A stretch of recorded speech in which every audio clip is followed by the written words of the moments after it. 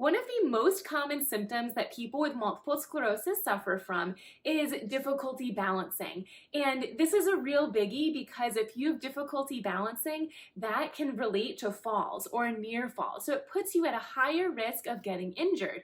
However, luckily, there are a lot of MS-specific balance exercises that you can do. I have a couple here on my YouTube page as well as a bunch over in my online MS program, The Missing Link. But today I want to talk to you about a couple of different things you can do right now in your own home. No need to go to a doctor's office to do these. And they are tests that you can do to measure what your balance is currently like. And as you improve with strengthening and balance exercises, you can use these same tests to measure progress. My name is Dr. Gretchen. I'm a physical therapist and a multiple sclerosis specialist at The Missing Link. And I created this YouTube channel to help you champion your life with multiple sclerosis.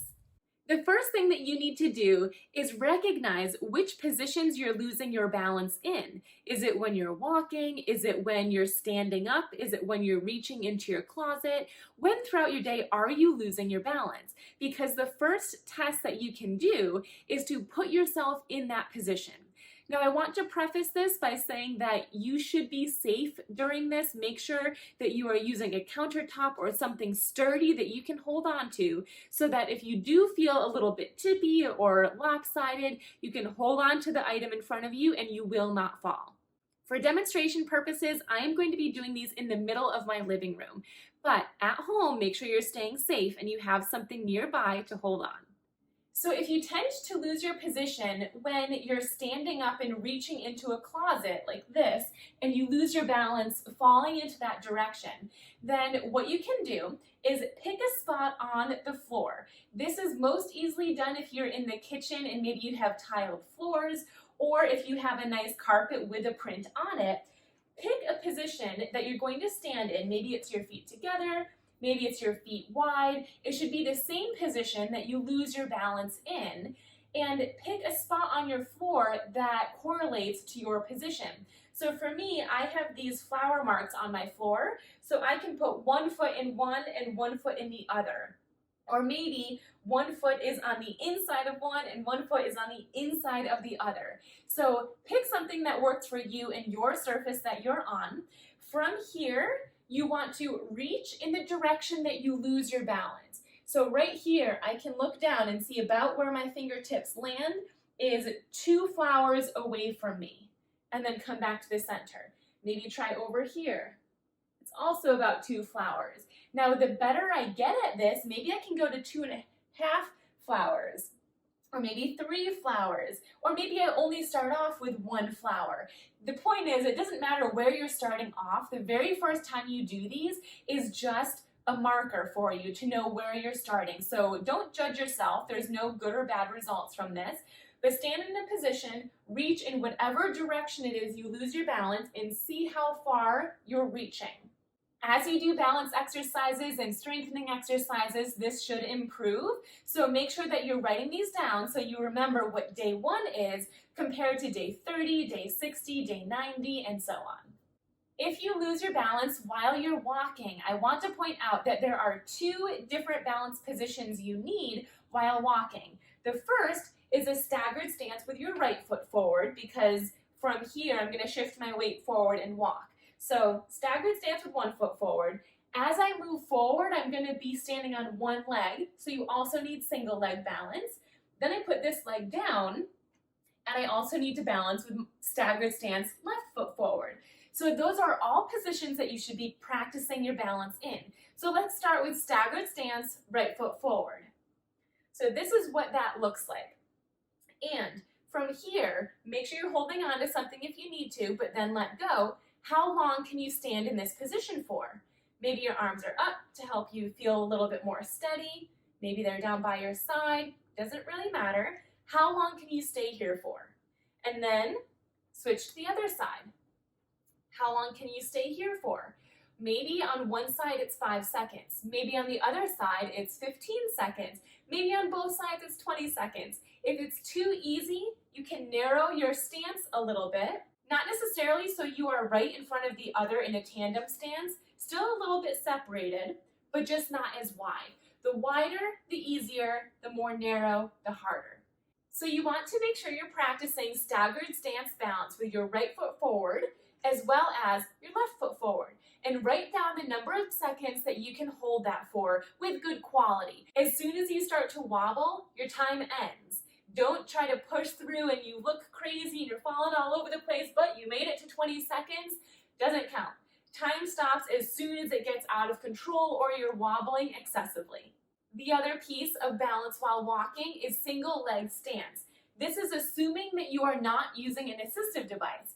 If you are, feel free to have your assistive device in front of you, whether it's a cane or a walker. Hold on and put most of your weight onto one leg and then see if you can let go. If that feels simple, try to literally stand on one leg. Ooh, I'm losing my balance today. And then let go if you can. And maybe at first you can only let go for 1 second or 2 seconds or 3. But the point is we need to be balancing on one leg. Even if you are using an assistive device, we should never be putting full body weight through that assistive device.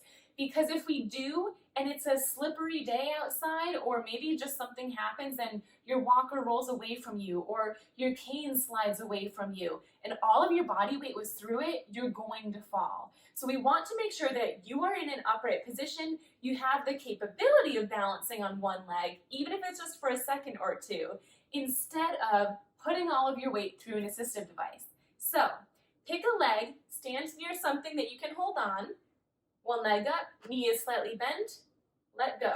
How long can you balance for? Again, if it's 2 seconds, that's fine. As soon as you get too wobbly, stop counting. Also make sure you take note of how much you can do on the other side.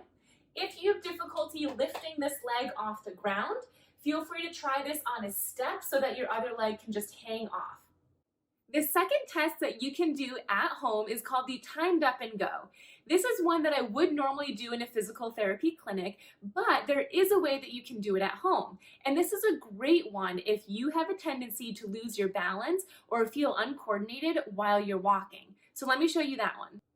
Now, if you are in the physical therapy clinic with me, for the timed up and go, I would have you sitting down in a chair and you would stand up, walk 10 feet, turn around, come back, and sit back down. And my timer starts as soon as you start standing up, and the timer doesn't stop until you are sitting down again, until your butt is touching the chair.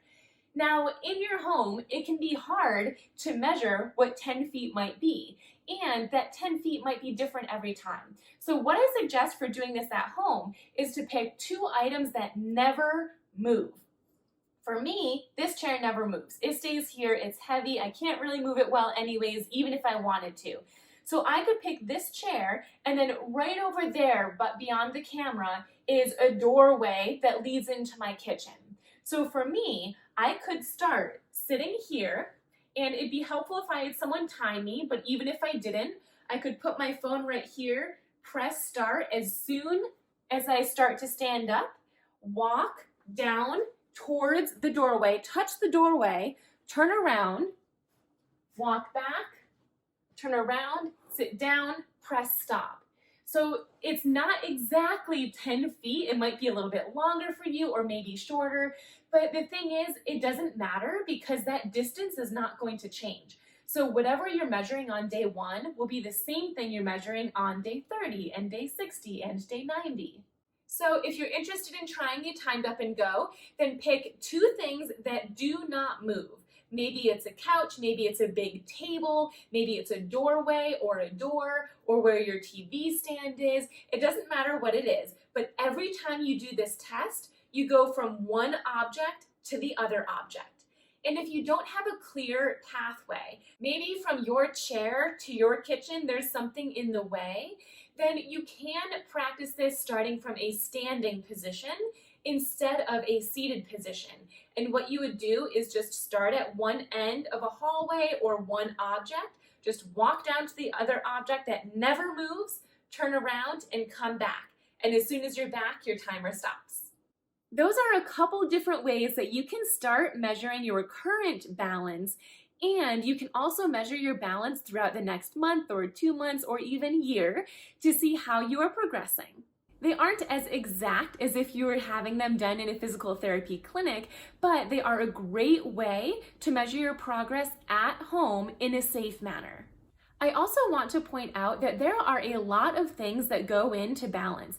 It's not just how well can you balance on one foot or both feet, or how well can you walk from one side of the room to the other. Strength plays a big role. If you have weakness in your core muscles or your leg muscles, or even sometimes your arm muscles, then that's going to impact your balance. If you have any vision or vestibular issues, that can affect your balance. If you have poor endurance or stamina, that can affect your balance. If you suffer from fatigue, that can affect your balance.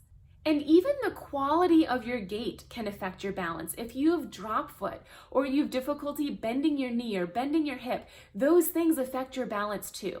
So there are a lot of exercises you can do for every one of those areas. A lot of them are in the missing link, but start with some type of exercise, even if it's just one, that you can do at home to start improving your balance, even if it's a strengthening exercise or a vision exercise. And you can use the test that you just learned today to mark your progress. I hope you found this video helpful. If you did, please remember to press the thumbs up button, press subscribe, and share with a friend. And if you have a couple of extra minutes, these are a couple of other videos that you might find useful. Thanks for tuning in.